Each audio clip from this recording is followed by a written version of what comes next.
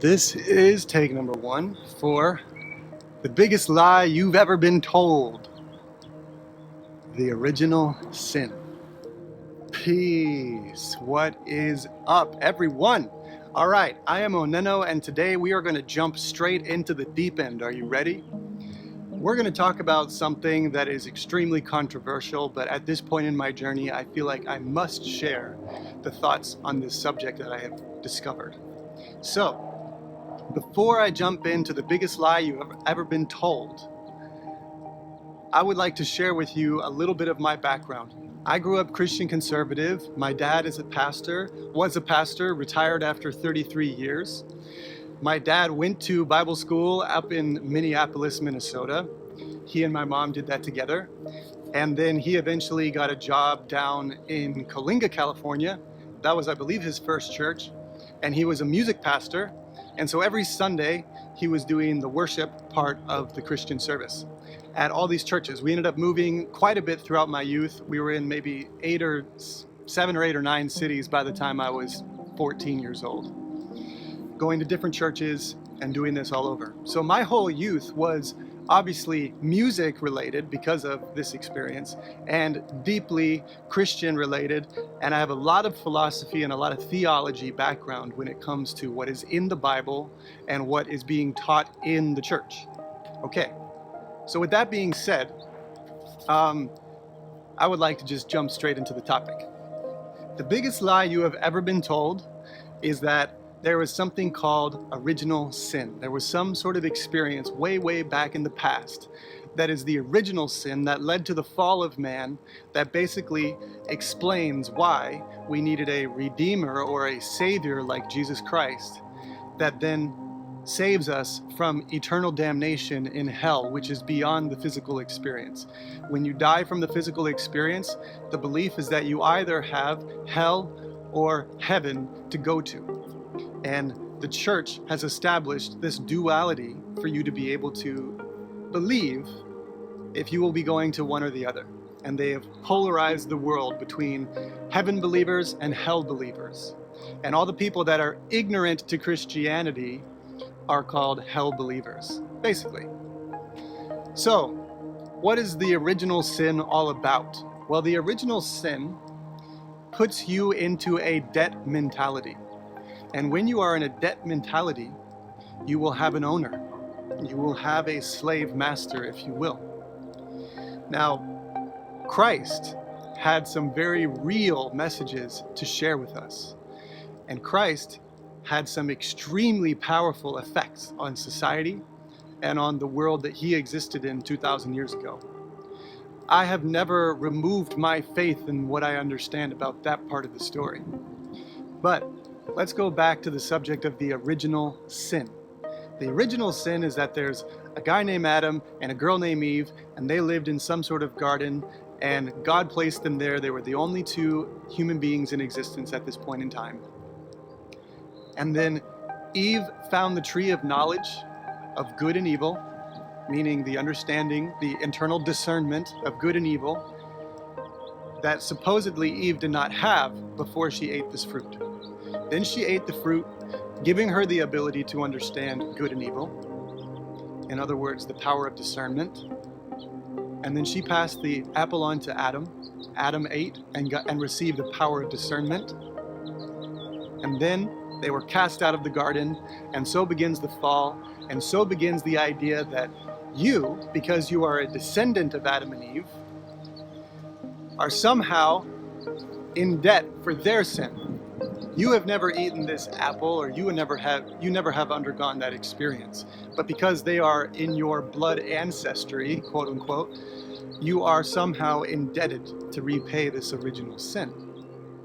And then they say that Jesus came and died for that original sin, thus absolving you of all responsibility for that original sin.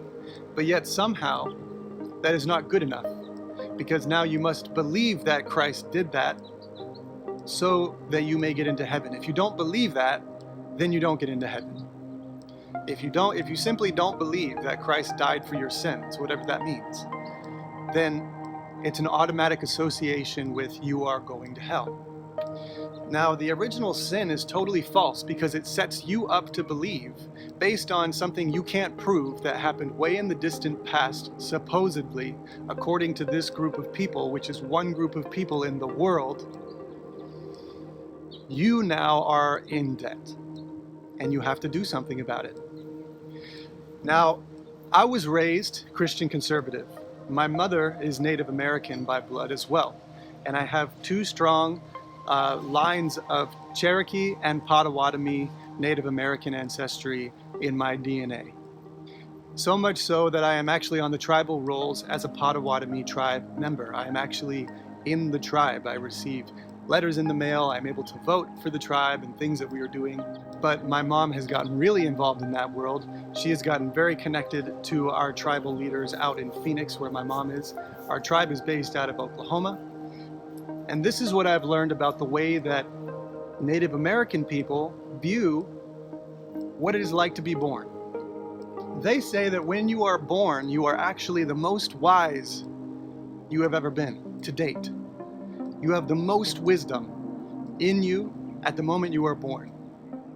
You are not in debt to anything. In fact, you are the freedom that is coming to express itself in the physical form.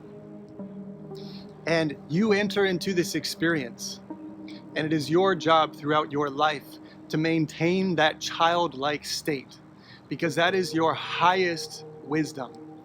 What you know in your childlike state is your highest wisdom. And if you can tap back into that and carry that with you along through your life, you will be carrying with you the highest wisdom, your connection to Source. Because Source and unconditional love, which is what the universe is made out of, genuinely loves you, wants to play with you, wants to express itself joyfully with you, and therefore you with it. And so the whole idea of being childlike is maintaining that part of you that just is spontaneous and knows how to play and knows how to laugh and knows how to find joy in the small things, knows how to take a crayon and pretend to be the greatest artist in the universe. It's all inside. It's all in the imagination. It's all in your inner being.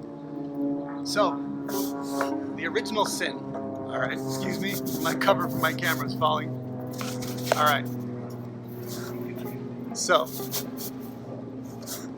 just gonna drop that. So the original sin, when you think about it logically, try to remove your emotional fear that may be triggered for you in this conversation. Step outside of your fear. Feel the love in this message. The love is that you were born perfect. You have nothing to be ashamed of. There is no part of your life that is imperfect. We human beings that believe in Christianity have a very interesting way of believing that spirituality is pure and perfect, but physicality is impure and dirty and wrong. How can that be? You are not separate from either of those experiences. You are both of those experiences at the same time. When you die, you take on your non-physical spirit form totally. But that non-physical spiritual form is what is animating your body right now. Which is why if you die, the body doesn't move. If you transition to be totally spiritually embodied, then your physical body can no longer move because you have transcended to the next layer, layer of experience, which is what we call going to heaven. Now here's the thing, original sin keeps you from even exploring any of this stuff. Puts you immediately into a fear-based ideology. And that is the part that I have let go of when it comes to my Christian background. I no longer believe in a fearful God. No longer. I have seen that God is not an angry being. God is the most inclusive, the most undefinable, the most spontaneous and unpredictable thing, if you could even label it that, in the universe. For in fact, the real symbol of God, the real undefinable thing that we are pointing towards when we say things like universe or source or creation, is that every single thing I look at with my eyes is what we call God. Every single thing, which means you. When I look at you, I'm looking at the face of God. When I look at my phone and my tripod that is set up in front of me, I see something that was created by God. When I look at the grass and the trees and the mountains and that palm tree, which is my favorite, and this beautiful hammock and the sunshine that rains down on my skin, that is all an experience of God. The wind that is chopping up the audio of this video is my experience of God. God is not a man in the sky. So I hope that I have come close to expressing fully how the original sin is false. It's an ideology that you may adapt if you so choose, but it really plays on your fear. In order for you to believe it and to adapt it into your system, you have to adapt the fear that is associated with it.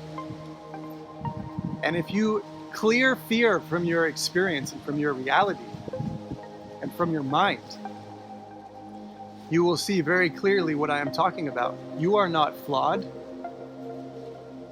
Are you perfect? No. But are you flawed? Absolutely not. Are you corrupt? No. Clear the layers of bullshit that other people have layered onto your mind, and you will see exactly what I'm talking about. You are a holy, divine being that has chosen to express itself as such. I am in this physical body as this expression of the universe at this point in time, and so are you, and therefore I am connected through my heart to the divine source energy that collapses the atom of the quantum experience that we call reality, so that I may have an experience and that I may interact with what I call the divine mirror. There is no such thing as original sin. And if there was, you had nothing to do with it. No longer should you be punished for something that maybe your ancestors did. And what happened at the very least? You were given the gift of discernment. But what if you had discernment this whole time? What if your divine nature inside of you is the voice of discernment? And there was a group of beings out there that wanted to trick you and make you think that that voice of discernment is not the voice of God, but in fact the voice of evil. And that you should not be allowed to discern your own experience. And that you should always defer discernment to another, be it a priest, a pastor, a rabbi, any kind of religious leader, a guru even, it doesn't matter. Any real teacher, any real guru is going to tell you that the answer is always here. All they can do is ask you questions to illuminate the path for you to find your own answer. But if anybody ever gives you an answer, it's not your answer. The truth resonates from here out. And that's your gift, your voice from God, your voice of God, your voice of discernment that you had all along. That is not something that's evil inside of you. It's the most beautiful thing you have inside of you. It's the most divine part of your spirit that is inside of you. It's right there. Whenever you want to tap into it, you'll find it, don't worry. One love, my friends. Leave a comment down below. Like the video. Share it if you think it's interesting. Pop on over to the blog at the website and say what's up. Let me know that you're here. All right, I hope you're doing well. Until I see you again along the journey, oneness in sound, I am OnenO. Peace.